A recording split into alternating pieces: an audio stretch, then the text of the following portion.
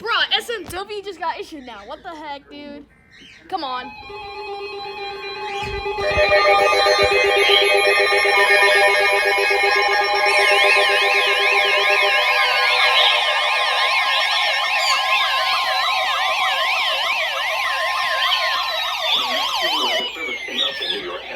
Wow.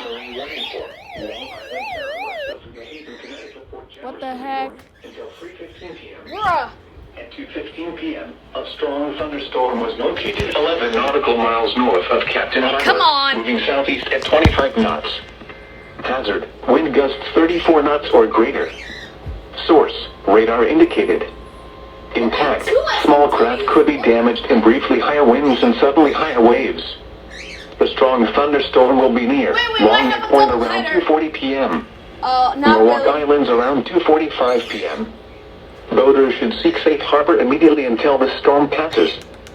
Wind gusts 34 knots or greater, high waves, lightning, and heavy rain are expected with the storm.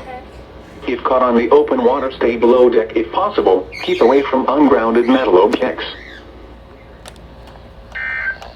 Okay, dude, what the heck? The National